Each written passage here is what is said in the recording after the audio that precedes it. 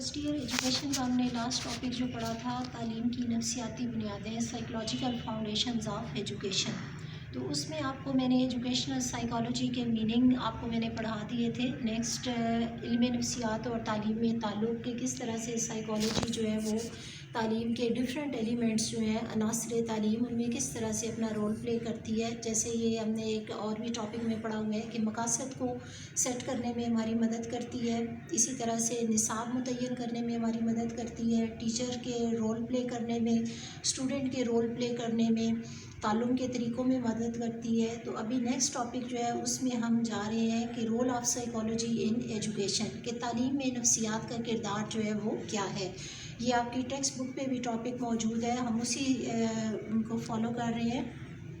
تو اس میں آپ کا سب سے پہلے پوائنٹ ہے کہ نشو و نما کا مطالعہ. تعلیمی نفسیات جو ہے یہ تعلیم میں ہماری مدد کرتی ہے کہ ہم بچوں کی نشو و نما یعنی ان کی جو گروتھ اور ڈیولپمنٹ ہے اس کا بیسٹ مطالعہ کر سکیں.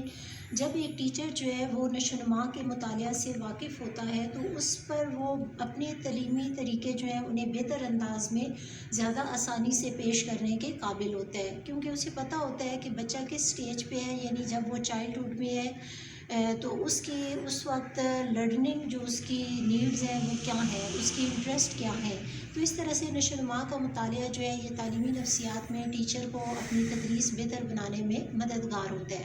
نیکسٹ ہے تعلیمی عمل سے مکمل آگاہی.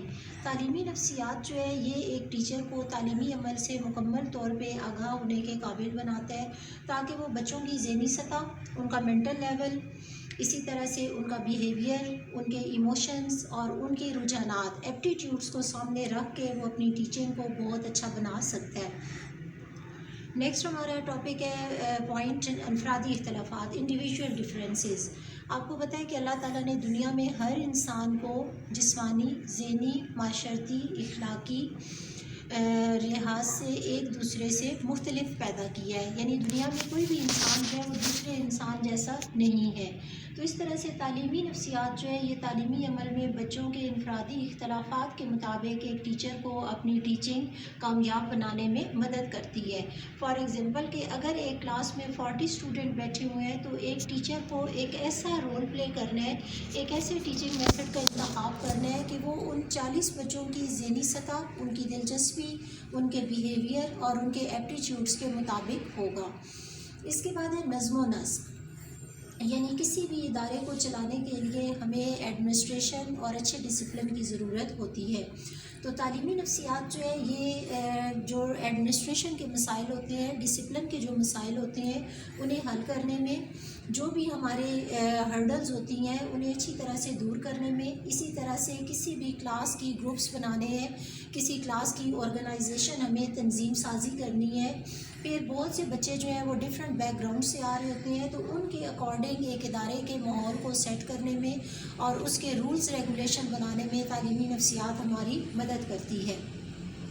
پھر ذاتی اور گروہی مسائل کا حل. بہت سے بچے جب کسی بھی ادارے میں انرول ہوتے ہیں تو ان کے پرسنل پرابلمس کے ساتھ ساتھ ان کے گروپس کے بھی پرابلمس ہوتی ہیں.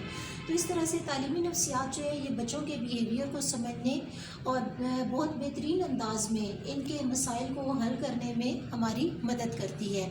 اس کے بعد ہے اسپیشل ایجوکیشن. تعلیمی نفسیات جو ہے اس نے اسپیشل ایجوکیشن یعنی خاص بچوں کی تعلیم کے لیے بہت زیادہ کام کیا ہے. آپ کو پتہ ہے کہ اس سے پہلے پاکستان میں بھی اسپیشل ایجوکیشن کے ادارے موجود نہیں تھے, لیکن ابھی جیسے بلائنڈ ایجوکیشن اس پہ کام ہو رہا ہے بلائنڈ بچوں کے لیے, جنہیں ویژول امپیئرڈ اسٹوڈنٹ بھی کہا جاتا ہے. اسی طرح سے گونگے بچے ہیں, بہرے بچے ہیں اور مینٹلی ریٹارڈڈ جو ذہنی لحاظ سے مفلوج بچے ہوتے ہیں, ان کے لیے اسپیشل ایجوکیشن کے ادارے کام کر رہے ہیں, کیونکہ ان بچوں کے لیے ایک خاص قسم کے نصاب کی, خاص قسم کے طریقہ تدریس کی اور ایک اسپیشل ایجوکیشنل انوائرمنٹ کی ضرورت ہوتی ہے, اور اسپیشل قسم کے آڈیو ویژول ایڈز جو ہیں وہ استعمال کیے جاتے ہیں.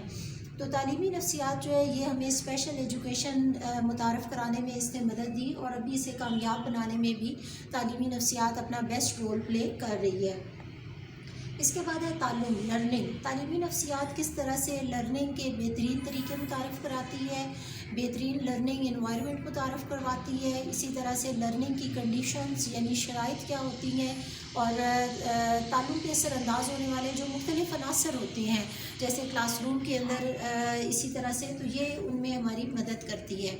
بچوں کی دلچسپیوں کا مطالعہ، تعلیمی نفسیات جو ہے یہ اسٹوڈنٹس کی انٹرسٹ کا مطالعہ کرتی ہے اور اس کے اکارڈنگ ٹیچر جو ہے وہ اپنے ٹیچنگ میتھڈ میں بھی تبدیلی لا سکتا ہے۔ بچوں کے رجحانات اور دلچسپیوں کو سامنے رکھتے ہوئے نئے مضامین متعارف کرائے جا سکتے ہیں۔ اسی طرح سے نظم و نسق کے اندر مختلف قسم کی فلیکسیبلٹیز کو دیکھنا پڑتا ہے تاکہ ہم بچوں کی دلچسپیوں کے مطابق تعلیمی عمل کو بہت کامیاب بنا سکیں۔ تو لاسٹ پہ ہمارا پوائنٹ ہے کہ تعلیمی نفسیات جو ہے اس کی بدولت ہی ہم اپنے عملے تعلیم کو، اپنے تعلیمی ماحول کو بہت مؤثر افیکٹو بنا سکتے ہیں۔ اگر تعلیمی نفسیات نہ ہو تو ہم اپنے objectives of education, aims of education کو حاصل کرنے میں ناکام رہ جاتے ہیں، اور اسی طرح سے جو ہمارے تعلیمی مسائل ہمیں مختلف درپیش آ رہے ہوتے ہیں انہیں بھی حل کرنے میں ناکام رہ جاتے ہیں۔